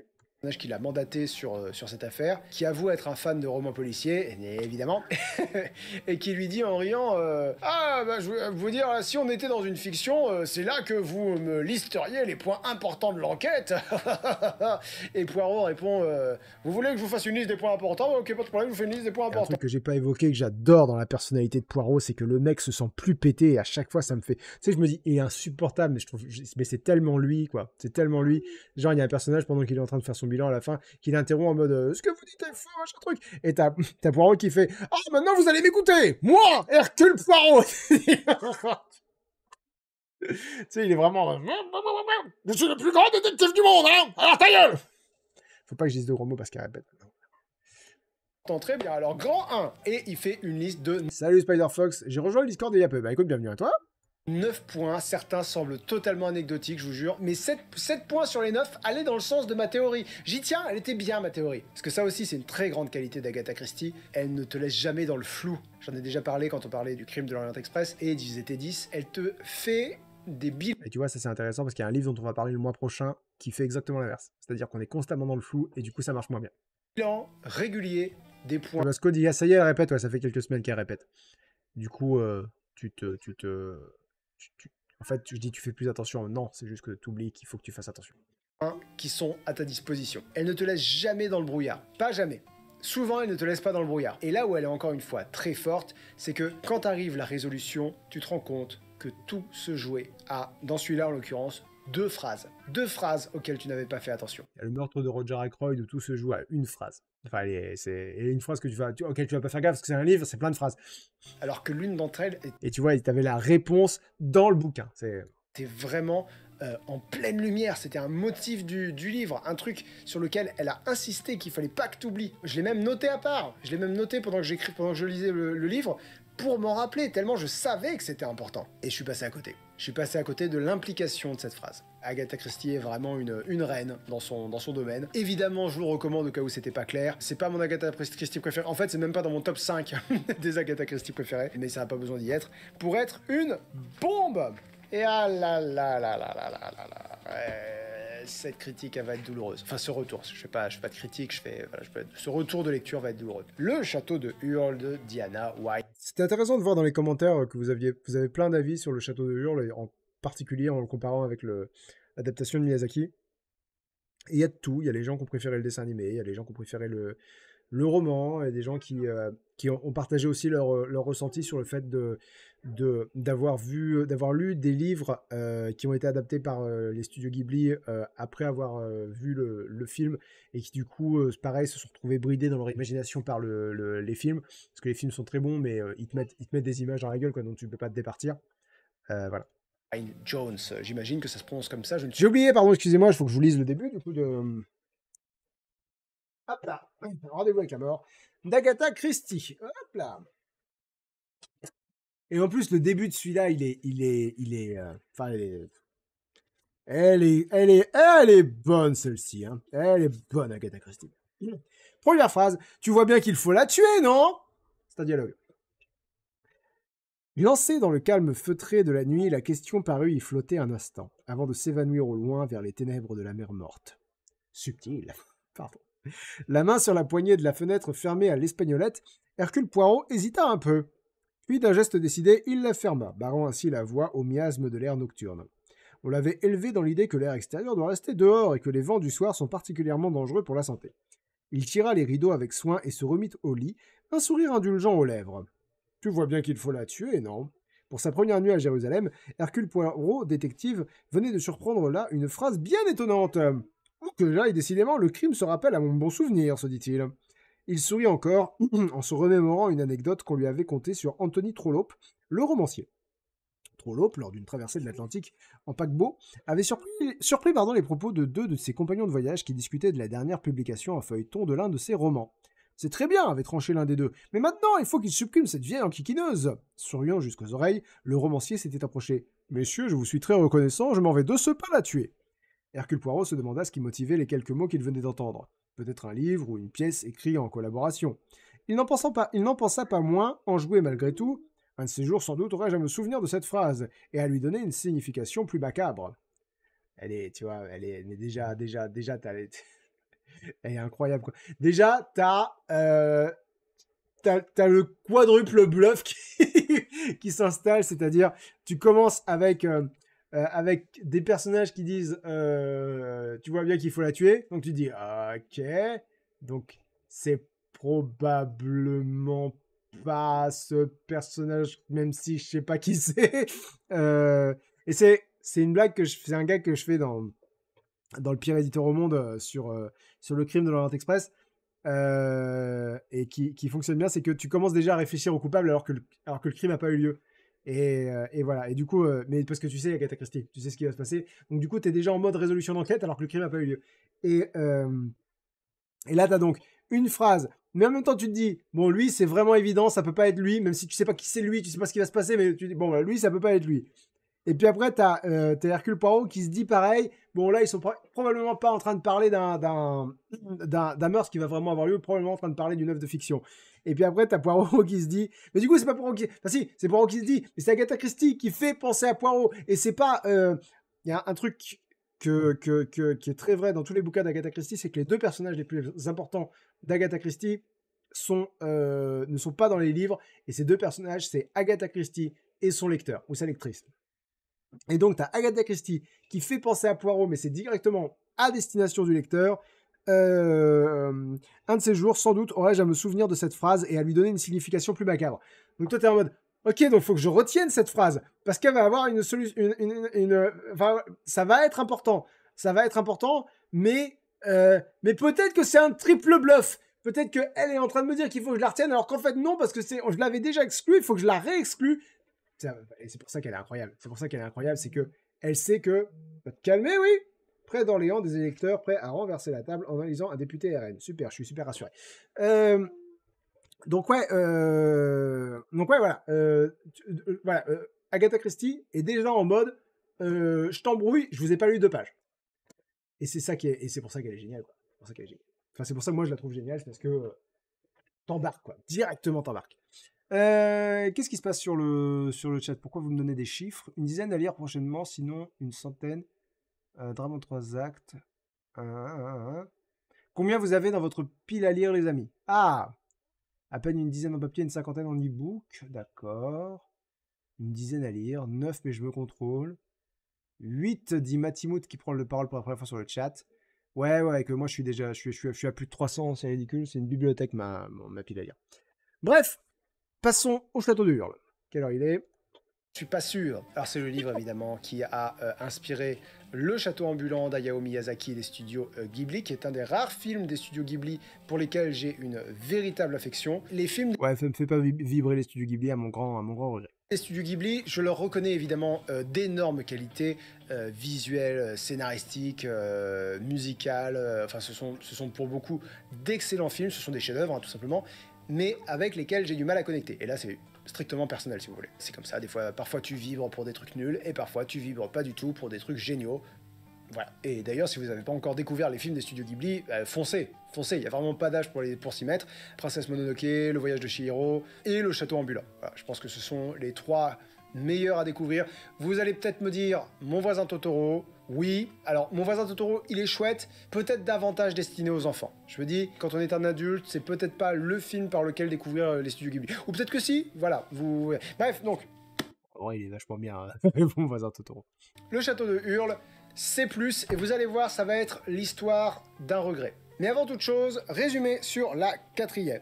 Premier volet de la trilogie de Hurle, découvrez l'histoire culte et enchanteresse qui a inspiré le chef-d'œuvre de Hayao Miyazaki, le château ambulant. Au cœur de la contrée magique d'Ingari, dans le charmant village de Marché au Copeau, Sophie s'ennuie. Seule dans sa chapellerie, elle a accepté son destin d'aînée de la famille et de vivre dans l'ombre de ses sœurs, résignée ainsi à un avenir routinier. Après tout, tel est l'usage. Lorsqu'un beau jour, la jeune fille a le malheur d'offusquer la sorcière des steppes, celle-ci lui dérobe 60 ans de sa vie, la laissant vieille et démunie. Cherchant désespérément un moyen de briser le sortilège, la jeune chapelière sera amenée à pactiser avec le démon du feu, Calcifère, vivant dès lors dans un étrange château ambulant dont les secrets restent entiers. Sophie entame une extraordinaire aventure à la recherche de sa jeunesse volée, prête à reprendre en main son destin. Un périple jalonné de dangers et de rencontres hautes en couleurs. Illustration Ouais, tu vois, Spider-Fox, moi, typiquement, Nausicaa, il m'a pas marqué du tout, personnellement.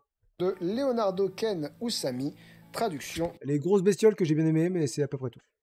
de Alex Nikolavitch. Et en fait, en relisant la 4e de couverture, ça me rappelle que vraiment, c'est l'histoire de 2 regrets, vous allez voir. Alors, comme maintenant cette émission est disponible en podcast, je m'adresse aussi à de nouveaux auditeurs, de nouvelles auditrices. Donc, il faut que je vous parle d'un truc. Depuis un peu plus d'1 an, j'ai l'insigne chance d'être le papa de la plus belle petite fille au monde. Et les soirs où sa mère ne travaille pas, pendant que je donne son biberon du coucher à... Alors, vous allez me dire, tous les parents pensent avoir le plus beau bébé du monde.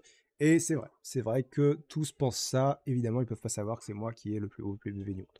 à bébé, qui n'est plus du tout un bébé maintenant, faut que j'arrête de l'appeler comme ça, sa maman lit une histoire. Moi, ça me fait découvrir des livres en plus, et ça nous permet de découvrir les livres qu'on a envie de découvrir tous les deux. Après, là, je pense qu'elle rentre dans l'âge où elle va commencer à comprendre le concept d'histoire, donc il va sans doute falloir qu'on adapte nos lectures, parce que jusque-là, c'était évidemment surtout pour qu'elle soit bercée par la voix de Camille. Et donc, la lecture du château de Hurle faisait partie de ces lectures, parce que le château de Hurle m'a été offert par Camille dans sa super idée de calendrier de l'Avent de livres qu'elle m'a offert l'an dernier. J'ai fait une vidéo dessus, allez la voir après cet épisode si vous voulez. Et Camille voulait également découvrir ce livre, évidemment, parce qu'elle est une grande amatrice des studios Ghibli. Et ça, c'est mon premier regret.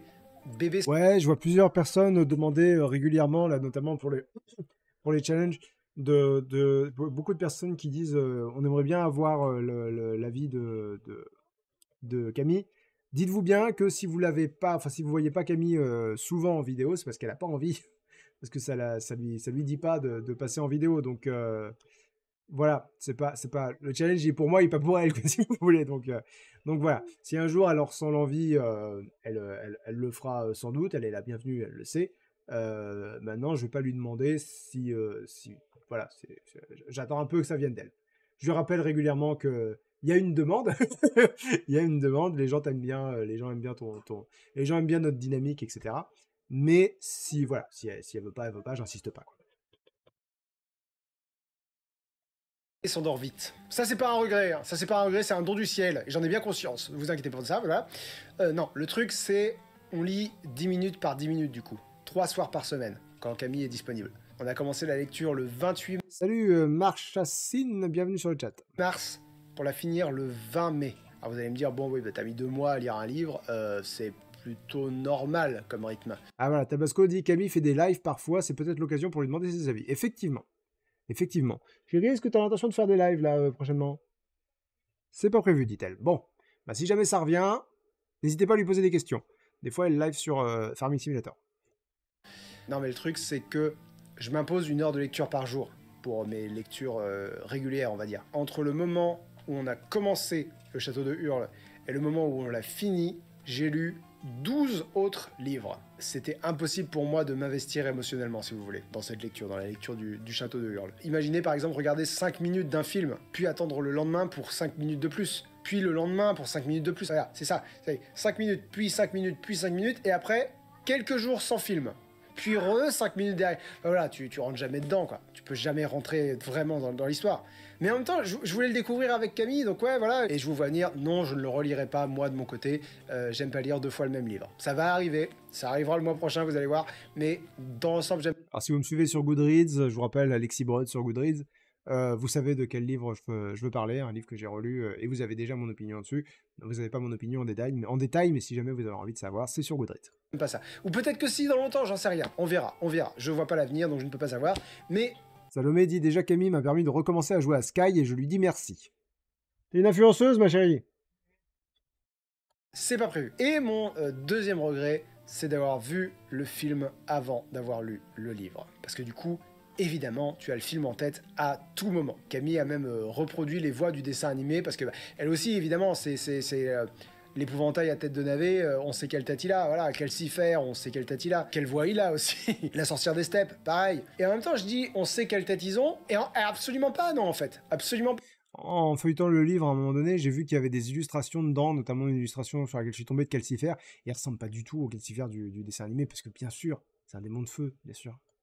Calcifer, déjà, il est systématiquement décrit comme étant bleu et occasionnellement vert. Là, vous allez me dire, on est sur un détail, oui, mais il est décrit comme étant un démon du feu. Et je me dis, tu me dis juste... Bon, attends, Naïs dit des challenges résumés des livres en une phrase. Exemple pour les somnambules de Chuck Wendig, la plus longue randonnée du monde, ou pour un exemple plus connu, Harry Potter, École des sorciers, tu es un sorcier, Harry. Est-ce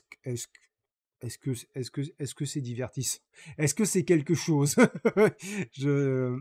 Ça m'a pas l'air d'être une très bonne idée. Je vois pas en quoi c'est une bonne idée. Peut-être que c'en est une. J'ai pas l'impression que c'est une très bonne idée. Après, j'ai eu plusieurs suggestions, ce que je disais en début de live. J'ai eu plusieurs suggestions. Il y en a une que j'ai trouvée bonne et que je vais appliquer pour le prochain, dès le mois prochain. Que je vais donner un sub goal pour le mois prochain. Démon du feu, le Calcifer du dessin animé ne correspond en rien à l'image que je me fais d'un démon du feu. Genre en rien. S'il y a du feu, alors, en rien, d'accord, pas en rien, mais il est... Non, c'est pas ce que j'imagine quand je pense démon du feu. Et à plusieurs moments, je me suis dit, merde, avoir vu le film bride totalement mon imagination. Dans les images que j'ai en tête, je ne peux voir que le film. Et là, on va passer à la raison pour laquelle c'est un regret. Je pense que j'aurais adoré découvrir ce livre sans les deux facteurs dont je... Alors, Spider-Fox dit challenge, prends un livre que tu détestes et trouve-lui 5 points négatifs. 5 points positifs obligatoires comme pour le 50-50.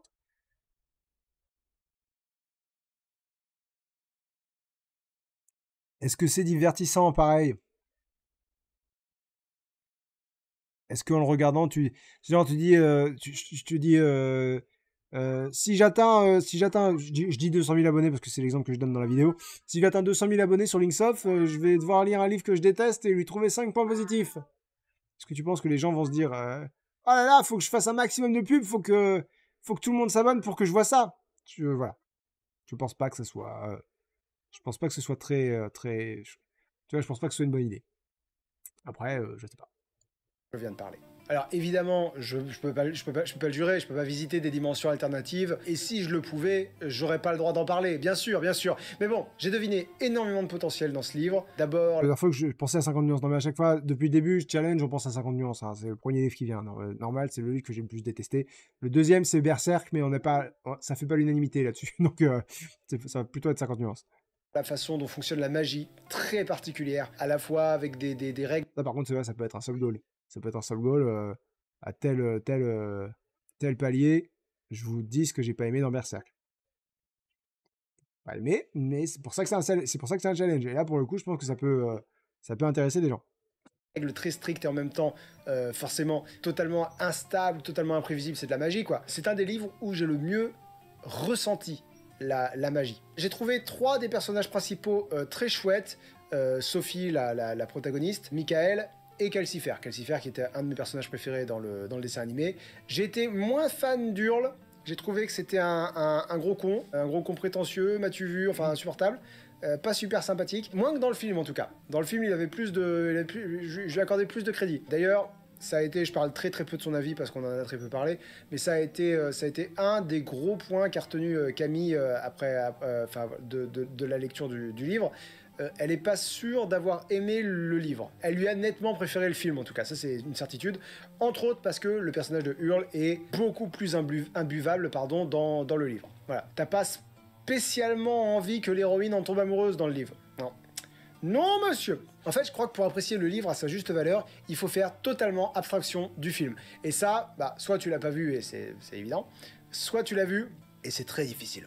C'est très difficile parce que tu aimes ou que t'aimes pas le film, pardon, il a une énorme identité. C'est pas vraiment le genre de film dont il ne te reste rien après l'avoir vu. Alors, c'est mon avis. J'ai vu une critique sur Goodreads dire j'ai vu le film il y a des années et j'ai complètement oublié. Donc, tu vois, ça dépend des gens. Ça dépend des gens. Moi, j'ai vraiment pas l'impression. Pour moi, c'est un avis assez minoritaire. À mon avis, quand tu regardes le film, que tu aimes pas, tu en gardes quelque chose. Après, évidemment, ça dépend les gens, mais parce qu'en plus, les histoires sont très différentes. Alors, je sais que dans ma vidéo 20 très bons films qui ont donné 20 très bons livres, je dis que les histoires sont très semblables, parce que je me suis renseigné sur Internet, et voilà où ça nous mène, j'ai envie de dire. Non, les histoires commencent pareil. Zaré dit, moi, il me fait rire avec sa crise existentielle suite au coup de la teinture dans le film. Ça, c'est dans le livre. Ça, c'est dans le livre. Et oui, Zaré dit dans le film. Donc, je dis, c'est aussi dans le livre. Il y a beaucoup de choses qui sont dans le livre et pas dans le film. Et pas mal inversement aussi. Mais ça, pour le coup, c'est dans les deux. Se séparent en cours de route pour aller chacune à un endroit différent. Ouais, doucement que je le revois au moins une fois par an, personnellement. Je l'ai vu une fois et ça ira. Je pense pas le revoir un jour. Et je crois que dans les bonnes conditions... Peut-être dans des années quand je l'aurais oublié. J'aurais sans doute préféré le livre. Je pense. Quand j'aurais mûri, quand j'aurais... Je sais pas. Donc ouais, je suis désolé. Je vous ai surtout parlé de l'importance du contexte de lecture plutôt que du livre lui-même. Parce que sur le livre, personnellement, franchement, j'ai que du bien à en dire. Il mérite pas la note que je lui mets, je le sais. Je le sais très bien. C'est bien écrit, les personnages sont... C'est toujours pareil, je note. Un ressenti de lecture, pas un livre. Bien développés, ils sont intéressants, les dialogues sont charmants, l'univers est vivifiant, on va dire ça comme ça. En vrai, il faudrait que je le relise pour savoir ce qu'il vaut vraiment. Ouais, non, Harry Potter, ça n'a rien à voir. Harry Potter, si t'as vu que les films, t'as pas expérimenté Harry Potter. Harry Potter, c'est des livres. Les films sont bien. Les films sont bien, je veux pas dire que les films sont mauvais, c'est pas vrai. Mais c'est que des films. C'est que des films. Et je sais pas si découvrir Harry Potter par les films et ensuite lire les livres, ça brille de ton imagination. Je suis pas sûr. Je suis pas sûr. Mais je sais pas. Ce serait intéressant de se renseigner. Voilà. Ou plus précisément, en tout cas, ce que j'en pense vraiment. Mais j'ai plus de 300 bouquins sur ma pile à lire. Je continue d'en acheter alors que j'en ai trop à lire. Faut que j'arrête de faire ça. Est-ce que je veux vraiment relire un livre que j'ai déjà lu, entre guillemets? Alors, Mary West trouve le personnage de Hurle drôle dans le livre. Au départ, je le trouvais drôle, mais en fait, comme je le vois, comme il évolue très lentement, il m'a gonflé au bout d'un moment. Mais en fait, voilà, on parlait de la note. Je dis que la note, c'est C+. Le C, c'est parce que j'ai rien ressenti de vraiment particulier. Le plus... Eugénils utilise le chat pour la première fois pour dire est-ce que ça ne s'applique pas à la plupart des adaptations de bouquins au ciné? Ça, si, complètement. Plus, c'est pour tout le potentiel que je devine. Et en fait, toute ma note est concentrée dans le plus. Non, ouais. Oui, les films Ghibli, la musique des films Ghibli, les musiques de... Regarde pas le chat, tu sais comment il s'appelle. Ah, comment? Ah, Joe Hisaishi, j'aurais pu le retrouver. Oui, elles sont excellentes. Ouais, voilà, le château. Mais là, c'est un point sur lequel Disney et Ghibli se rejoignent. Les musiques sont souvent très bonnes. Hurle, je regrette. Je regrette de ne pas l'avoir découvert dans de meilleures conditions. Si jamais il y en a parmi vous qui l'ont découvert avant d'avoir vu le film, ou même sans jamais avoir vu le film, n'hésitez pas à dire évidemment ce que vous en avez pensé, s'il vous plaît, dans les commentaires, ou demain en live sur Twitch, donc sur ma chaîne Twitch LinksTS. Et en même temps, pour vous donner une idée d'à quel point le film m'a imprégné, j'arrive même pas à me dire... Je m'emmerde, je sais pas comment vous faites pour écouter ça. Dire que là, dans ce livre, il n'est jamais... Armin Insomnia dit un bon film implique une bonne VO. Nope. Une bonne BO, pardon. Je suis pas d'accord. Tu peux avoir un très bon film avec une BO correcte. Question, on n'effleure même pas la question. Exemple. Ah oui, du coup, je vais avoir que des films avec une excellente BO en tête là. Exemple. Ouais, tu vois, là, je pense Gladiator, je pense Interstellar, je pense... Allez, trouve un film avec une BO qui est pas ouf. Bam. J'hésite à dire Matrix. Je crois pas que la BO de Matrix soit très bonne. Mais je l'aime beaucoup, donc c'est peut-être un mauvais exemple. Blade Runner. La BO de Blade Runner, elle est bien ou pas? Je l'ai pas en tête. Ou sans musique, dit Ebo. Tout à fait. Tout à fait. Les oiseaux de Hitchcock. Chakisu utilise le chat pour la première fois pour dire bien le bonsoir, je vois que ça parle du château de Hurle, incroyable. Bah, si tu veux mon avis complet, on arrive à la fin du live là. Si tu veux mon avis complet, voilà la vidéo qu'on est en train de commenter. Le Coin Lecture, c'est écrit en haut à droite, en haut à gauche, pardon. Coin Lecture 55, 1 sur 3, Rendez-vous avec la mort et le château de Hurle sur YouTube. Le Coin Lecture, c'est mon émission, et là, on est en live pour que j'apporte plus de détails sur ce que je dis dans la vidéo, notamment en spoilant tout ça, machin. Spider-Fox dit 2049 ou l'original. Je pensais à l'original, mais peut-être 2015, ça s'applique aussi à 2049, je ne sais pas. Ou la culture, ou l'esthétique japonaise. Jamais. C'est un livre écrit par une Anglaise.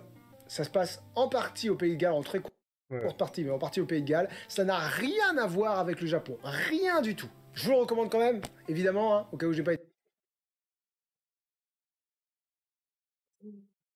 Pardon, il y a Barbe qui utilise le chat pour la première fois pour dire bonsoir pour le challenge, écrire un livre. Ça va être un palier énorme. C'est-à-dire, parce que écrire un livre, c'est j'ai deux chaînes et un enfant. Donc, écrire un livre, ça demande. La couverture est superbe, dit Robin64, mes premiers messages sur le chat, bienvenue à toi. Je suis d'accord, la couverture est très chouette. Donc, écrire un livre, ce sera un palier. Si je le fais, ça sera un palier énorme. Pourquoi pas? Je dis pas non, je dis que c'est plus qu'un challenge. Pas été suffisamment clair, évidemment, c'est une recommandation de ma part.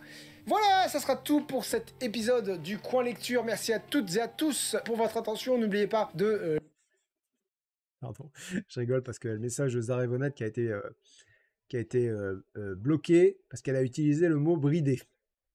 Ça a certainement bridé mon imagination. Donc je vais autoriser ton message. Likez la vidéo si jamais vous avez envie, un petit commentaire peut-être si vous avez un truc à commenter, n'hésitez pas. Et si vous écoutez le podcast, je vous avoue que je ne sais pas exactement comment ça fonctionne. Il est sûrement question d'étoiles. Marchassine dit après tu peux faire un petit livre. Oui, c'est sûr que bon. Mettez les petites étoiles, mettez 5 étoiles, 5 étoiles et les 5 étoiles du bonheur. Voilà, il paraît que ça aide pour le référencement. Mettez-moi 5 étoiles où que vous soyez. Nous, on se retrouve la semaine prochaine pour parler du livre du club du Coin Lecture, Akata Witch. Alors normalement, ce que j'ai envie de faire la semaine prochaine au Coin du Feu, c'est faire une discussion avec des membres du club du Coin Lecture. Le problème, c'est que j'ai suggéré ça aux membres du club du Coin Lecture, et il y en a un qui m'a dit qu'il était OK pour en parler. Les autres sont en mode... je l'ai pas lu. Akata Witch, pas l'unanimité. De Nnedi Okorafor. J'ai beaucoup de mal avec les noms propres, vous allez voir si vous découvrez l'émission, c'est un truc qui est assez récurrent chez moi, j'ai du mal avec les noms propres. D'ici la semaine prochaine, je vous souhaite à toutes et à tous une très bonne fin de journée. Ciao! Et comme j'ai complètement oublié de le noter dans mon script, désolé, un remerciement particulier. Et j'ai oublié tous les épisodes. Il y a mes Plectrion de niveau 3 et plus, en l'occurrence The Mad Monk, Arthur Burger, Doki, Squalounet, Ray SKRMA, Leslie Nimbus 3S et Noah. Voilà, ça c'était le Coin Lecture. Je vous lis le début du Château de Hurle avant que nous nous quittions. Chapitre 1, dans lequel Sophie parle à des chapeaux. Au pays d'Ingari, où existaient réellement des choses telles que les bottes de 7 lieues et les capes d'invisibilité, il était malvenu d'être l'aîné d'une famille de 3. Chacun savait qu'il serait le premier à échouer, voire pire, si toute la fratrie tentait de faire fortune. Sophie Chapelier était l'aînée de 3 sœurs, et elle n'était même pas la fille d'un pauvre bûcheron, ce qui lui aurait assuré quelque chance de succès. Ses parents, des gens aisés, tenaient une boutique de chapeaux pour dames dans la ville prospère de Marché aux Copeaux. Certes, sa mère était morte quand Sophie avait tout juste 2 ans, et sa sœur Letty un seul, point. Son père avait alors épousé la plus jeune des assistantes du magasin, une jolie blonde nommée Fanny. Cette dernière donna peu après naissance à la benjamine, Martha. Cela aurait dû faire de Sophie et Letty les vilaines grandes sœurs, entre guillemets, mais il se trouva que toutes 3 grandirent pour devenir très jolies, et chacun s'accordait à dire que Letty était la plus belle. Fanny traitait les 3 filles avec la même bonté, sans favoriser Martha le moins du monde. Monsieur Chapelier était fier de ses 3 enfants, et il les envoya dans les meilleures écoles de la ville. Sophie était la plus studieuse, elle lisait énormément, et comprit bien vite qu'elle avait fort peu de chances d'avoir un avenir très intéressant. Elle était déçue, mais ça va en fait. Elle était déçue, mais n'en demeurait pas moins très heureuse, s'occupant de ses sœurs et poussant Martha à partir chercher fortune le moment venu. Comme Fanny était toujours très affairée par la boutique, c'était Sophie qui devait veiller sur ses cadettes. Ces deux-là avaient tendance à se crier après et à se tirer les cheveux. Letty n'était pas du tout résignée à devenir celle qui, d'après Sophie, serait destinée à rencontrer le moins de succès. « C'est injuste !» protestait-elle. « Pourquoi Martha devrait-elle avoir ce qu'il y a de mieux sous prétexte qu'elle est la plus jeune ? J'épouserai un prince et puis voilà !» On va s'arrêter là. Vous avez une idée du style. Il est chouette, hein. Il est franchement bien. Je suis un peu, voilà, je suis un peu deg, pas très deg parce que je pense que je suis pas complètement passé à côté non plus. Juste, ça aurait pu être un meilleur souvenir que ça a été, mais ça reste quand même un bon souvenir de lecture. Et Spider-Fox dit « Comment faire pour vous suivre sur Goodreads ? Bouge pas, je vais te donner le lien. J'y suis sous mon vrai nom, Alexis Brott. C'est pas si compliqué que ça. Tu as lu les 2 tomes suivants ? Non, je ne pense pas les lire. Hop. Attendez, je vous partage ça sur Ploup. Voilà. Me demandez pas en ami, ça sert à rien. Je vous refuserai. Par contre, vous pouvez suivre mes avis. Là, il n'y a évidemment aucun problème. Voilà. Parfait. J'ai plusieurs personnes qui me suivent récemment. Merci beaucoup à vous. Oh putain, j'ai mal au dos. Bon. Merci à tous d'avoir suivi ce live. Je vais aller faire à dîner, mais avant cela, je vais uploader, n'est-ce pas, la VOD de ce live sur YouTube. Donc ouais, voilà, on a trouvé... Oui, j'ai un Babelio aussi. Je crois que c'est Link the Sun sur Babelio. Je suis moins actif sur Babelio. Donc ouais. On se donne rendez-vous dimanche pour parler donc de Hakata Witch. Lundi prochain pour parler avec au moins un autre membre du Club du Collecture, peut-être 2 si j'arrive à en convaincre 2 du livre en question. Sinon, bah, moi je vous souhaite une très bonne semaine et puis on se revoit dimanche, on se revoit lundi, on se revoit... Ah, il y a Rimbaud qui met son message en avant. Merci pour ce super live, je me suis remis à Twitch il n'y a pas longtemps, faut dire que c'était un plaisir d'être ici. Bah écoutez Rimbaud, voilà, le replay c'est bien, le live c'est mieux. Merci pour ces 8 bits. Je vais pas faire de blagues. Bonne semaine à toutes et à tous et à la prochaine. Ciao!